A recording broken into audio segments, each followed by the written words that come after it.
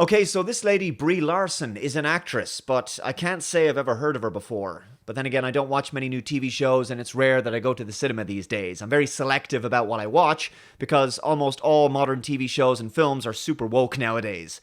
So I can't be dealing with any of that. For all I know, this woman could be a 5-time Oscar Award winner. But apparently she's going to be playing Captain Marvel in the Marvel Cinematic Universe, and I'm sure that's very exciting to many MCU fans. Today, I thought I'd take a look at a speech Brie Larson gave at the Women in Film Crystal and Lucy Awards from back in June of this year, and apologies for only getting to this now. I'd like to bring to light an aspect of our industry that has risen to the surface in the last week. It's an issue that's been bubbling since really the whole time, but this issue has a solution that each one of us in this room can participate in. Great. This definitely sounds like it's going to be something social justice-y, doesn't it? So earlier this week, USC Annenberg's Inclusive Initiative released findings that 67% of the top critics reviewing the 100 highest grossing movies in 2017 were white males.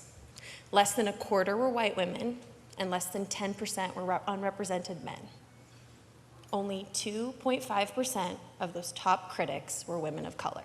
Okay, so she wants more people of color, especially women of color, to be film critics? So what is this exactly? Calls for prioritization of film reviewers based on their race and gender? First of all, America is a majority white country. Secondly, men and women have different tastes and interests. Certain genres of film and other entertainment forms are more popular than others. Thirdly, 38% of the US population are non-white.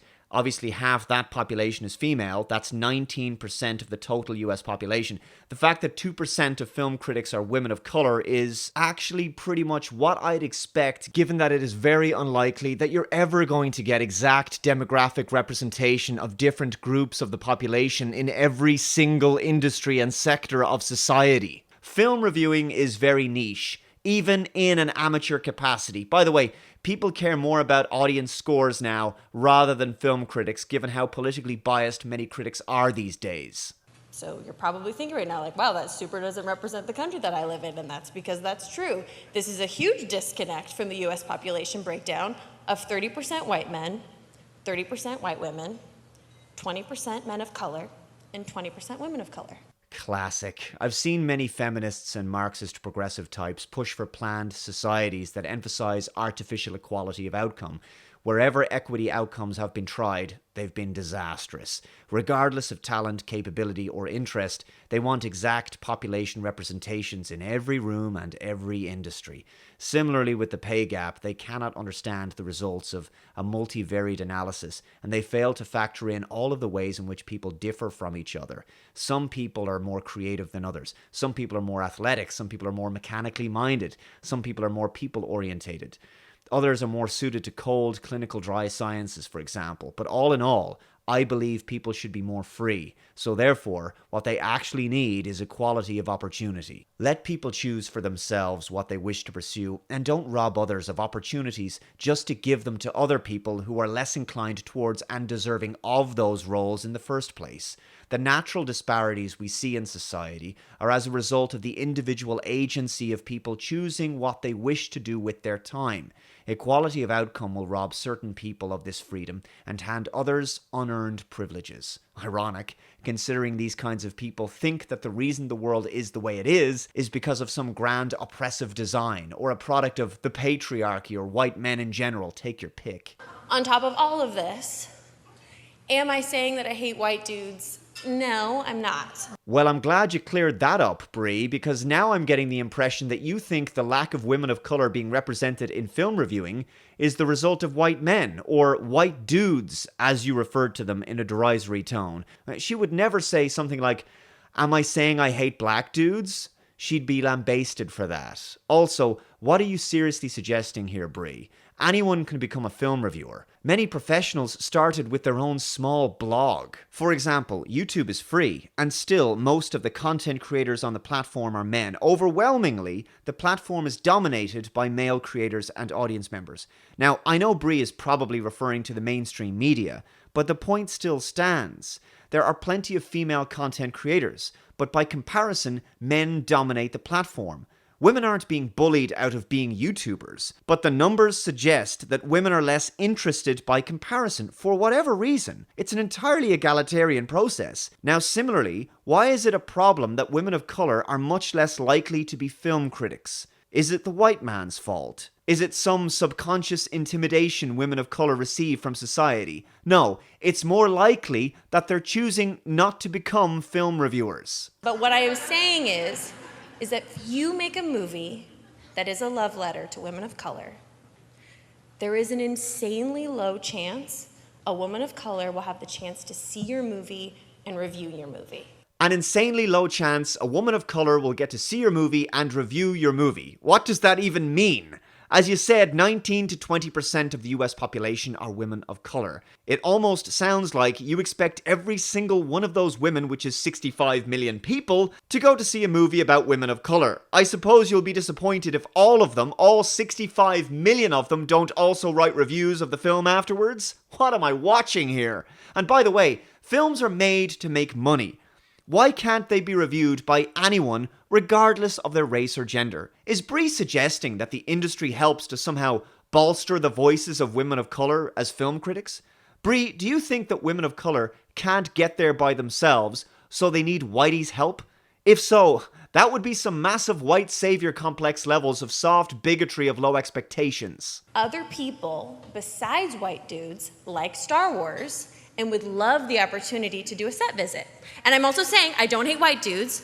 I'm just saying we need to be conscious of our bias and do our part to make sure that everyone is in the room. Everyone is in the room. Every room has to have the exact national average population representation of every single demographic imaginable. And again, she tells us she doesn't hate white dudes. That's the second time she said that. Really sucks that reviews matter, but reviews matter. Yeah, it really sucks that other people have opinions I don't like, but other people have opinions that I don't like. Yes, reviews matter, Brie. Increasingly, reviews by the public matter more because they're usually a fairer reflection. Again, is this woman even aware of film aggregator scores where the general public can write reviews, regardless of their race and gender? There's no gender or race-based barrier of entry. They're a reflection of the general consensus. Anyone can write a review, good or bad. All opinions are welcome. And yes, reviews matter. If you want good reviews, the film needs to be more than just woke with a bunch of stunt diversity casting and politically correct messaging. The film needs to be actually good. Ever hear the expression, everyone's a critic? It's true. Anyone can watch a movie and pass a comment on it. Amazing! Most people won't be able to do this professionally, however, as it's very, very difficult to make film reviewing your full-time occupation. Not many people get to pay the bills from that. Professional film reviewing is a niche career regardless of a person's race or gender. And when you select just 20% of the population, yes, I would expect that cross-section to not have all that many professional film reviewers in it. Nothing about this outcome should surprise you. Good reviews out of festivals give small independent films a fighting chance to be bought and seen. Good reviews help films gross money. Good reviews slingshot films into awards contenders. A good review can change your life. It changed mine. Again, what exactly are you getting at here, Brie? Because it sounds like you think you know the mind of the average woman of color. Because it sounds like you think that a woman of color is easily pleased in terms of the films she will like. That as long as the film is sufficiently race-baity enough and is made to pander to her as an audience demographic, that she'll eat it up and give it a positive review. How do you know this? People are individuals. More than likely, if the film is crap, it will mostly receive reviews that reflect that fact. It's insulting that you think that women of color are like a collective hive mind and that they must all be interested in the same kind of movies and they must all think the same way about the same things. Brie, films get good reviews when they're good. We are expanding to make films that better reflect the people that buy movie tickets, but they are not allowed enough chances to read public discourse on these films by the people that these films were made for. They're not allowed. Who's not allowing the men and women of color to read reviews by men and women of color? Is there some kind of conspiracy going on, Brie? Is it possible the woke films you're thinking of don't appeal to the audience they're aimed at because they're crap films? I do not need a 40-year-old white dude to tell me what didn't work for him about A Wrinkle in Time. It wasn't made for him. And again, another dig at white men. She could never get away with saying, I don't need to know what a 40-year-old black dude thought of A Wrinkle in Time. But if you'd like to talk about A Wrinkle in Time, let's talk about A Wrinkle in Time. A film that cost $250 million to make, which includes its production budget and advertising budget. It was a massive box office failure, bringing in a worldwide total of just $132 million in the box office. Disney lost $86 million on that movie, and it was panned by critics and audiences. A Wrinkle in Time has appalling reviews and ratings online.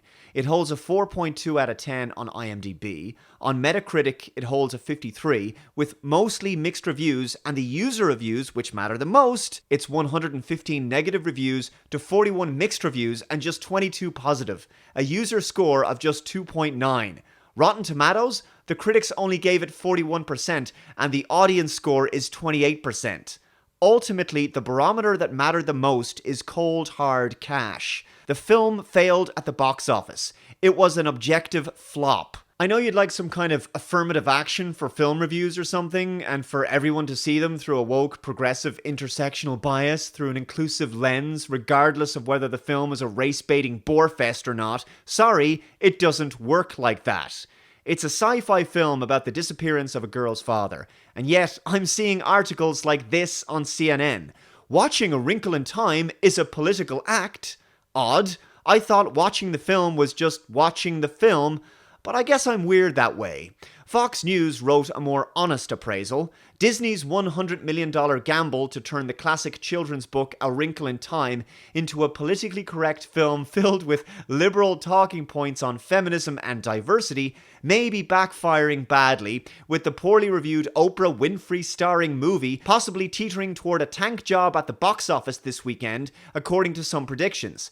This article was written long before we had the box office totals. The film is currently rated a rotten 43% on Rotten Tomatoes, but woke cultural critics don't seem to mind. They say that the movie, directed by anti-Trump filmmaker Ava DuVernay, is so important in terms of its social justice messages that whether it's a terrible movie or not just doesn't matter. Yeah, profits are irrelevant apparently. Pushing an unpopular political agenda is far more important these days. The movie's main character, Meg Murray, is described in the novel as a red-headed girl, but DuVernay cast African-American actress Storm Reed. DuVernay's Meg is supposed to be biracial, with a white father played by Star Trek actor Chris Pine, and a black mother played by Black Mirror actress, I'm probably going to butcher the pronunciation. Vernay, who directed the civil rights film Selma, told the New York Times she selected Australian actor Levi Miller to play Meg's friend because that was so powerful, to show a white boy following a black girl throughout the movie. And Brie, speaking of reviews, listen carefully to this by Free Beacon reporter Alex Griswold. If you want insight into why early hand-picked reviews for movies are often useless, consider how obviously these reviewers are incapable of saying they thought the movie sucked. With screen grabs of several similar assessments, Griswold added, even the people out there admitting, yeah, the movie sucks, have to go out of their way to talk about how great the people who made it are.